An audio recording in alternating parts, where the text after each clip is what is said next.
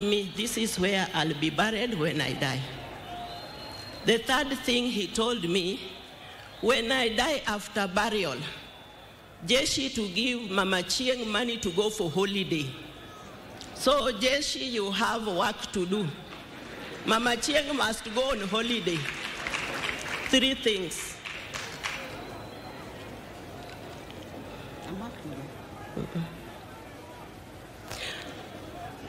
My brother walked with God every single day. I remember we have been organizing for Baba's birthday, and today was Thanksgiving to the church. So we prepared everything. Little did I know, my brother was organizing his death. So, what I want to say, that my brother has fought a good fight. He has won the race. He kept the faith. In Jesus' name.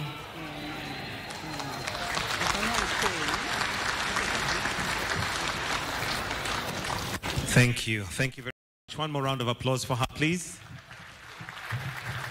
At this point, to speak on behalf of the immediate family of the late General Ogolla, allow me to invite Lorna Achieng Ogolla, who will speak on behalf of the immediate family. And as she's coming, let me also recognize Dr. Doto Mashaka Biteko, Deputy Prime Minister, Tanzania, representing Her Excellency, the President Samia Suluhu. Welcome, ma'am.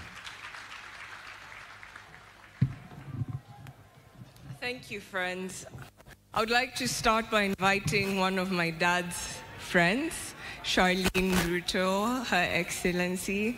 We had a very strong bond over many things, and she asked me to share this spot with her.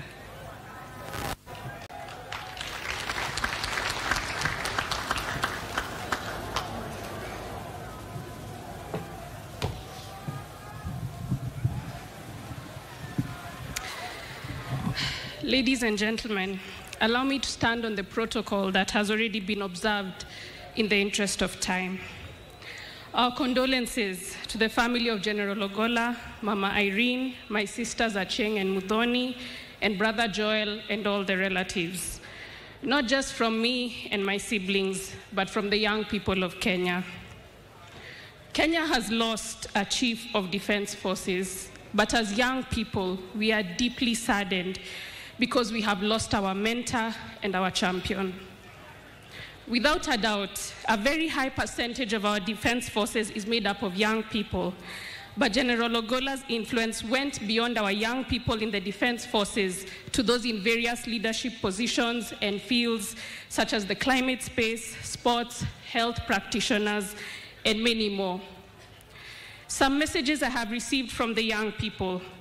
I met him last year, and he spoke so highly of the Africa Youth Climate Assembly, and even inquired on how we could mainstream the culture of environmentalism and climate action in the forces. We might still need to do this in his honor. Another one, I am still in disbelief. I read his last text to me a time like now last month, and I just broke down. He truly was our champion. May he rest in peace. Personally, I met General Ogolla only once, but once was enough for me to experience his kindness, his genuine care, and love for the young people, and his determination to support us to succeed. His death has hit my team members and I so hard, because in the fight for youth inclusion, many listen to us, but few encourage, support, advise, guide. General Ogolla was among the few. I really don't know if we'll ever find another one like him, but as young people, in his honor, we aim to live a life like his, of good character, humility, and integrity. May the soul of our mentor and our champion rest in eternal peace. Thank you. Thank you so much, Charlene. Our message will be a two-part message. I will deliver the message to the country, and my brother will come on up and deliver the message for the people of Siaya County and its borders. Ladies and gentlemen, it is such a privilege to stand before you today. Bless the Lord, O my soul, and forget not all his benefits. Ladies and gentlemen, God is good. God is good all the time, and his plans for us are always good. His plans are especially good for those that love him, and my father loved him, and my mother loved him, and I loved him.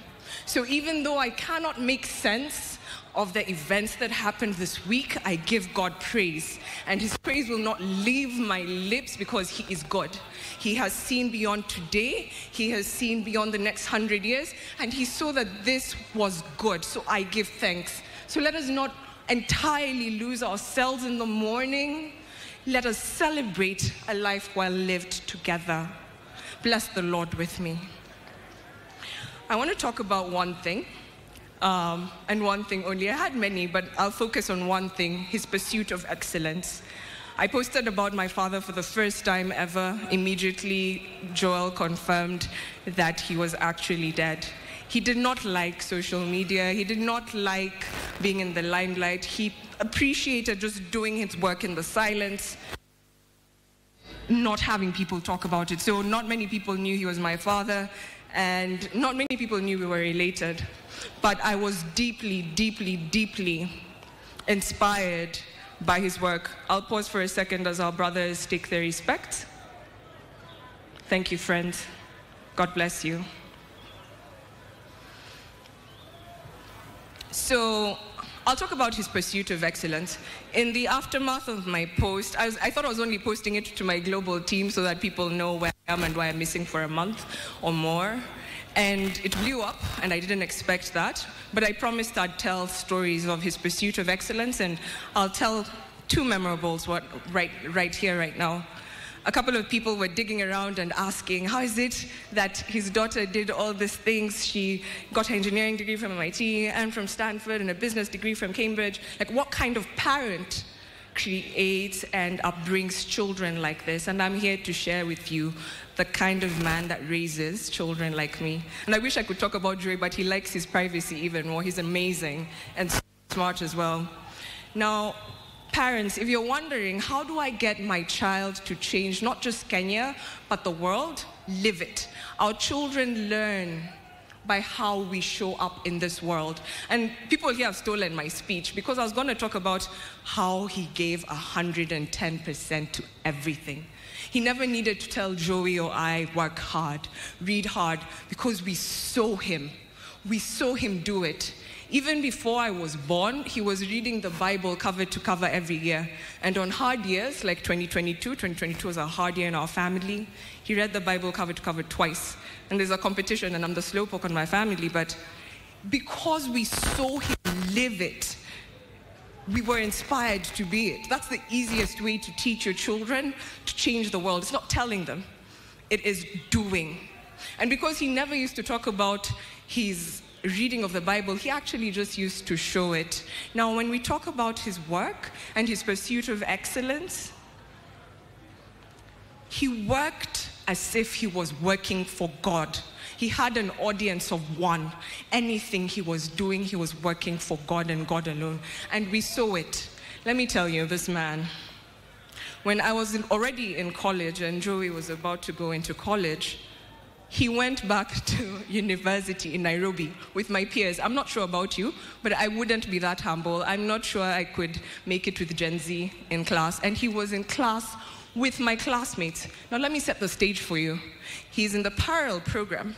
He's based in Laikipia Air Base. He's commuting between Nanyuki and Nairobi for classes, for exams. And those of you who've been to University of Nairobi know it's not an easy path.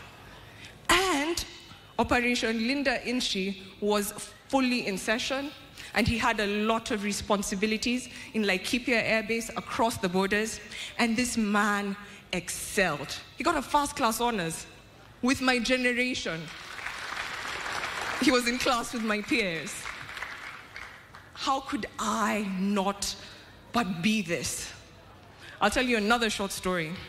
In 2005, he was posted to France. My father does not speak French, or he did not at that point. He had 6 months to learn a new language from scratch because failure was never an option in his mind. Do you know the man learned French? And he had to pass to a certain level for them to accept him. It was Napoleon Bonaparte School, the best military school in France.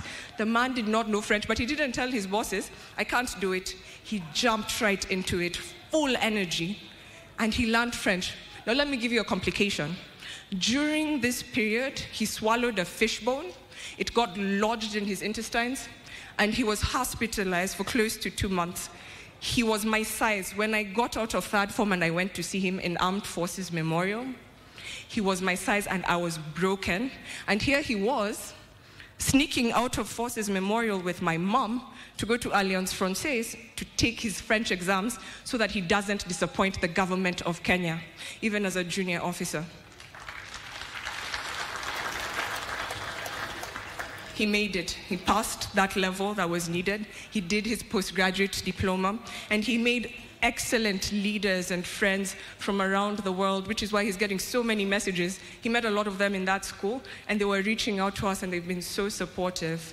Actually, before I forget, Kenya Defense Forces, you all have been my family since my birth, and I'm so grateful for the love, support, care you've shown for me, Joey, Mom, and the rest of the family in this period. I'm so grateful. My heart is filled with so much thanks for you. Public servants, distinguished guests, you all have been so caring. We so appreciate you. So, if you leave with only one thing from what I have said today, please pursue excellence. Pursue excellence and work as if no one else is watching you but God, because then your reward is in heaven. Hakuhitaji cheo kuongoza. He didn't need the title to lead. That's why he rejuvenated Military Christian Fellowship with Mheshimiwa Jeff King'ang'i over there. That's why he found himself leading Habitat for Humanity Kenya, even when there's not. He was always giving his good ideas. He had so many ideas for the country. That's why he was busy planting millions of trees with the forces under his fierce influence. He's planted so many trees for Kenyans. He had such a big heart for this nation. In closing, I'll tell you of his love for Kenya and his loves that you haven't heard of before. He had a big love for his family. He took me to school. Every day he was in the country for all of my elementary school. He loved his family. Fathers, show up for your family because your presence makes a difference. Even now at my big age, he would still show up for me at the airport. He would show up and take me shopping. He would show up and go bowling with my son and my brother. He would show up and just be very present and loving. He would tell Mom, his wife of 40 years, I love you and I'm so grateful that I get to come home to you after this hard day. You make it bearable. He loved us so dearly. So please love your families and give your all. If all of us can just take a bit of this and give our all to the country, our country will be fast-walled in no time. And I look forward to carrying on that legacy with my brother, who will give his love letter to the people of Siaya, Alego, Kisumu, and the people of this land. Joey, please come up. Thank you all.